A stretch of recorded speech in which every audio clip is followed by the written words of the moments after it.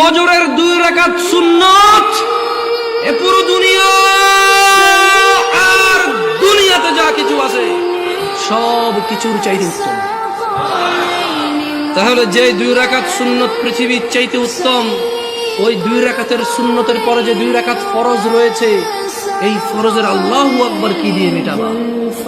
এই ফরজের সামি আল্লাহু লিমান হামিদা কি দিয়ে মিটাবা? কত টাকার মালিক হয়েছে তুমি নামাজের কাফারা দিবা? যেখানে সুন্নত 2 রাকাতের মূল্য পুরো পৃথিবীর সমস্ত সম্পদ বিক্রি করে যদি একটা স্বর্ণ কিনা হয়, ওই স্বর্ণকে যদি এক পাল্লা রাখা হয়, আর ফজরের 2 রাকাত সুন্নতকে যদি এক পাল্লা রাখা হয়, ফজরের 2 রাকাত সুন্নত ভারী।